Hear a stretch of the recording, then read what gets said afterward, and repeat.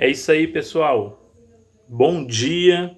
Espero que vocês estejam bem animados hoje, para que nós possamos começar mais uma aula, tá bom?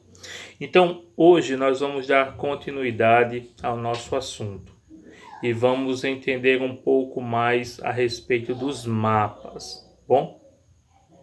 Para ser exato, nós vamos entender um pouco mais sobre a realidade dos mapas, ok? Para isso, nós vamos estudar na aula de hoje no livro de Geografia, certo? Volume 1, caderno 1, das páginas 60 até a 63, ok? Nessas aulas nós vamos falar um pouco mais a respeito da realidade dos mapas. Bom, a primeira coisa que vocês devem saber e que nunca devem esquecer é que todo mapa representa a realidade de uma região, nem que seja em um determinado momento, mas é sempre a realidade de uma região. Se eu estou vendo um mapa de uma região, é porque naquele momento aquela região era daquele jeito. Às vezes, essa realidade demora muito a mudar. Às vezes muda mais rápido. Como, por exemplo, nos últimos 100 anos, nós estamos vendo a devastação das florestas e o aparecimento de novas áreas. Então, os mapas estão mudando de forma muito mais acelerada nos últimos 30 anos, ok? Então, mapas que eram tirados da Amazônia, da floresta amazônica há 50 anos, hoje são diferentes. Por quê? Porque a floresta mudou por conta da devastação, tá bom? Então, os mapas, eles são usados para alguns fins. Ninguém faz mapa para procurar tesouro, como a gente via nos filmes, né? Não, os mapas eles têm uma finalidade, eles têm um objetivo, um para que são feitos, certo? O primeiro desses objetivos é dimensionar os recursos naturais. Em outras palavras, é dar dimensão, dar quantidade de determinado recurso mineral. Quantidade de petróleo, quantidade de níquel, quantidade de ferro, quantidade de... o recurso natural que está sendo abordado, certo? Esse é o primeiro fim. O segundo fim, certo?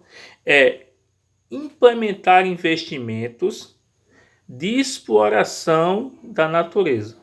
Então, serve para subsidiar os estudos de como a natureza vai ser explorada. Já pensou se a gente fosse para uma região onde não tem petróleo e fôssemos explorar em busca de petróleo? A gente ia destruir o meio ambiente à toa, não é? Então, quando nós temos os mapas, nós podemos dimensionar a implantação da exploração.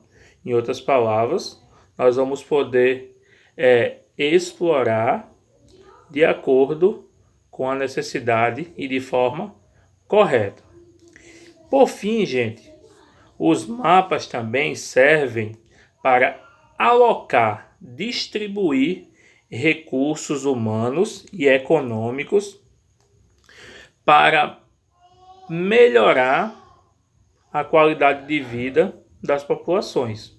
Em outras palavras, os mapas servem para nos orientar onde tem recursos para melhorar a vida das pessoas. Esses são os 3 fins dos mapas na atualidade, dos mapas cartográficos, tá bom? Bom, continuando. Vamos falar um pouco das riquezas da América Latina e da África.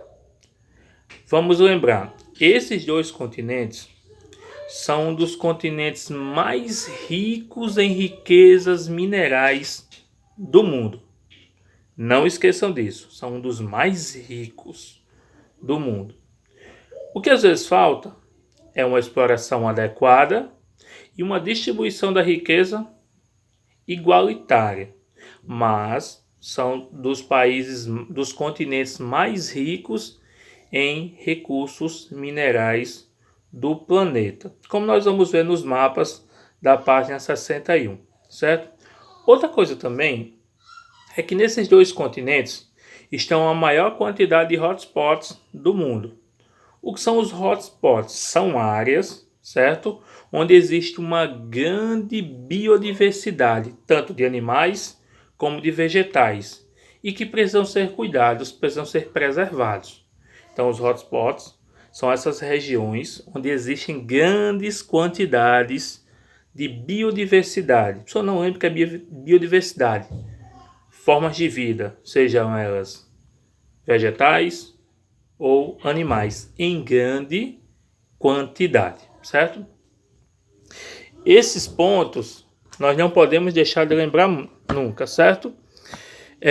Outra coisa também que a gente tem que lembrar e que não pode esquecer é que no mapa nós podemos identificar esses recursos, certo?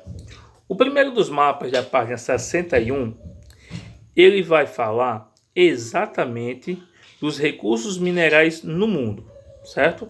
Você para e olha América Latina e a África.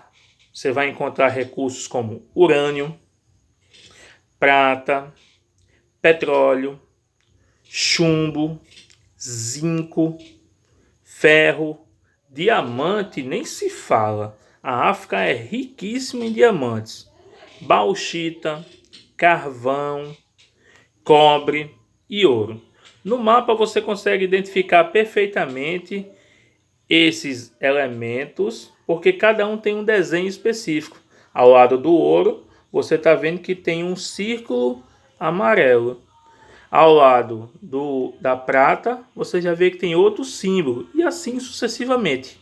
Então você consegue identificar e você consegue perceber o que a gente estava falando anteriormente, que essa região, América Latina e África, são regiões com muitos recursos minerais.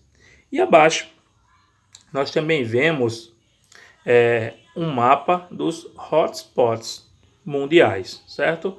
Essas áreas que vocês estão vendo aí pintadas e identificadas por nomes são os hotspots. No Brasil, gente, nós temos aí dois hotspots muito ricos em biodiversidade, que é o da Mata Atlântica e o do Cerrado, certo? E no mundo, vocês podem ver outros também aí. Dentre as principais atividades econômicas da América Latina, nós vamos encontrar as atividades do setor primário, tanto na África como na América Latina. Nós vamos encontrar muito trabalho realizado no setor primário. Professor, quando foi que eu estudei setor primário? Hein? Lá no quarto ano, terceiro ano, por aí. Só lembrando, setor primário são aquelas atividades que são realizadas extraindo recursos da natureza. Agricultura, pecuária, extração, seja ela mineral ou vegetal. Então essas são as atividades do setor primário, certo? Essas atividades são chamadas de extrativismo, certo? Podendo ser vegetal ou mineral.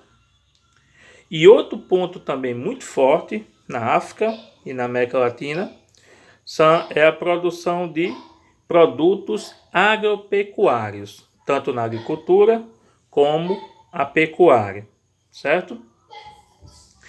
Destaca-se no Brasil, por exemplo, minérios como o ferro, o cobre no Chile, o petróleo tanto no Brasil como na Venezuela. Bom, gente, na página 62, nós já vamos ver um pouco mais na prática com dados, valores, como essa atividade é forte na América Latina e na África. Então vocês vão encontrar aí agora dois gráficos, certo? O primeiro refere-se à exportação de cobre no Chile e o segundo refere-se à exportação do petróleo da Venezuela, certo? Então, olha só, o primeiro gráfico mostra a linha indicando abaixo o período. Então você tem aí, ó, 5 datas: 2001, 2004, 2007, 2010 e 2013, certo? Você vai ver que entre 2004 e 2007 a exportação de cobre foi muito alta no Chile, certo? Vocês vão ver aí que entre 2010 e 2011 o valor arrecadado pelo governo chileno em exportação de cobre, em venda de cobre para outros países, quase que chegou aos 8 bilhões de dólares, certo? Então foram quase 8 bilhões de dólares de exportação, de venda de cobre para outros países. No gráfico abaixo nós também vamos ver como a Venezuela estava se sobressaindo nas vendas de petróleo, certo? Ó, disparado, a Venezuela é o país que mais vendia petróleo no mundo até 2014. Só, mas a Venezuela não está em crise? Isso foi até 2014, antes dessa crise política, antes da morte de Hugo Chávez, antes dele deixar o poder, certo? Então você vê aí, ó, a quantidade de petróleo que era vendido pela Venezuela. A Venezuela tem quantidades muito grandes, é o país que tem a maior produção de petróleo em terra no mundo, certo? Outra coisa também que acontece no setor agrícola, falando agricultura, bem fácil, né? Essa atividade ocupa grande parte do nosso território, tanto na África como na América Latina. Por quê? Porque são continentes que sua maior parte do território são áreas tropicais. E o clima tropical, ele contribui para a criação, para a produção, para a agricultura de diversos tipos de produtos, certo? Então você vai encontrar, devido a esse clima tropical, uma grande possibilidade de plantações serem bem-sucedidas, safras serem muito boas, e com isso, esses países latino-americanos, eles são muito procurados como produtores de alimentos e gêneros agrícolas. Qual o destino, professor? A população comer? Negativo. Exportação. Ser vendido para países ricos e que não podem produzir alimentos como esse. Por exemplo, os países da Europa. Os países da Europa praticamente não têm espaço.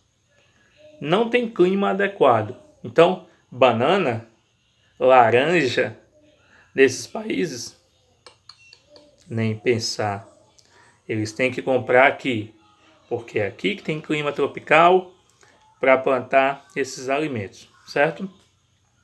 Alguns produtos que são produzidos pela agricultura na América Latina: café, cana-de-açúcar e soja. Esses são os principais, certo? Os países ricos vêm em busca principalmente desses produtos. A América do Sul, gente, só para vocês terem uma ideia, a América do Sul é a maior produtora de soja do mundo.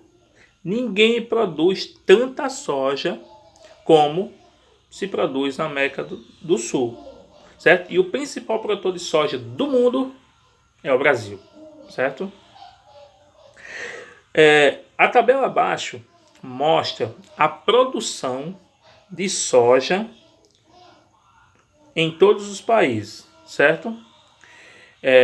Nós vemos aí, Estados Unidos lideram o ranking, são os maiores produtores do mundo.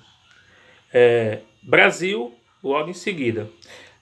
Eu tenho até que me retratar aqui, eu disse que o Brasil é o maior produtor do mundo, eu quis dizer da América do Sul. Foi o gente estava falando de América do Sul e foi o entusiasmo, certo? Me desculpem aí. Então, o Brasil em segundo.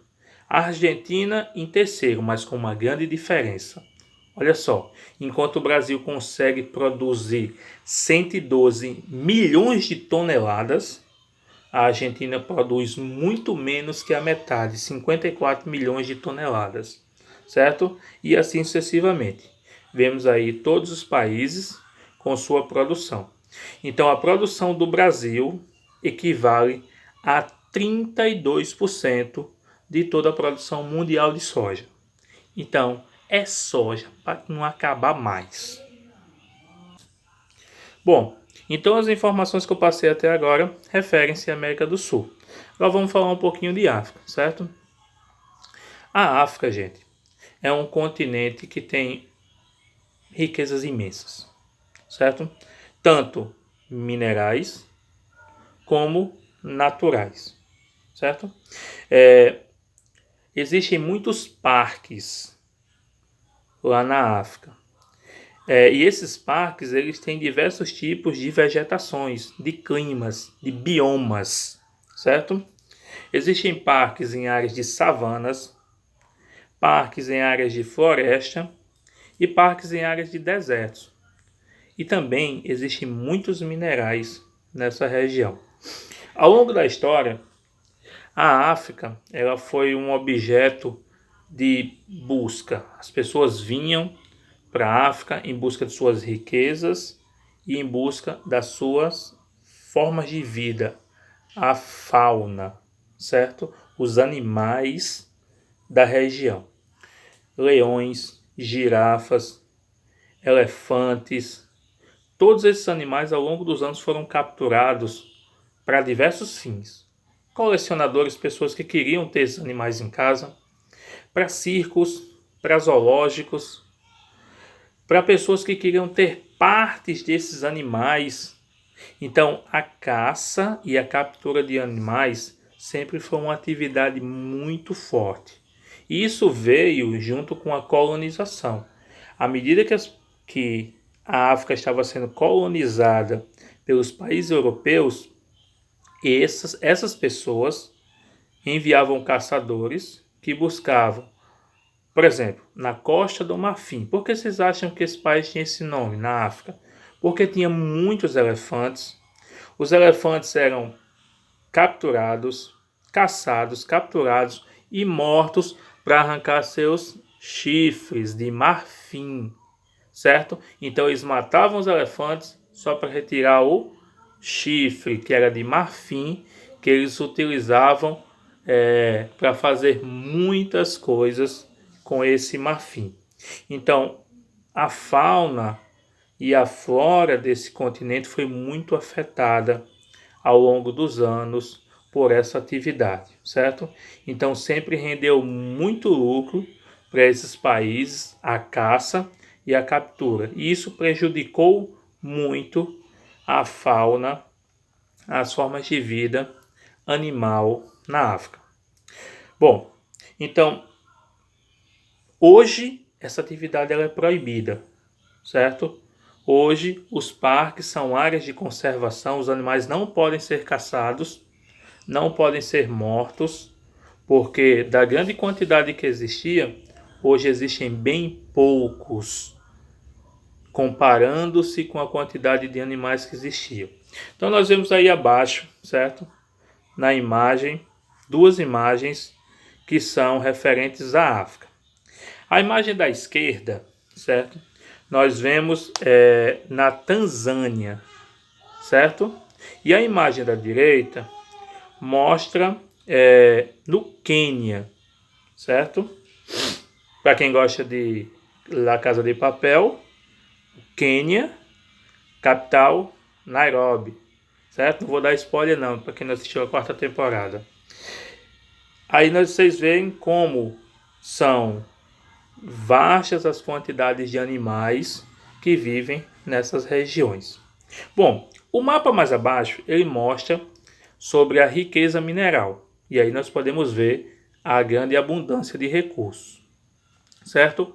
A área roxa corresponde a fosfato, um mineral muito importante na indústria. As áreas laranjas ou amarela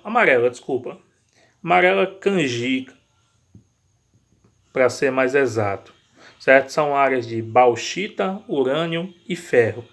E a área verde, que é uma área muito grande, são grandes reservas de platina, cromo, diamante, ouro, urânio, cobre e cobalto, certo?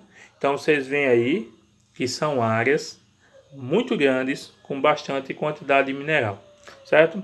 Então agora é com vocês. Dúvidas? Me perguntem no privado. Estou pronto para responder. Não fique com qualquer dúvida. Ah, professor, por que isso? Pode perguntar, que a gente está aqui para ajudar mesmo. Depois, resolva o exercício da página 64. Tchau, tchau, grande abraço e nos vemos na próxima aula.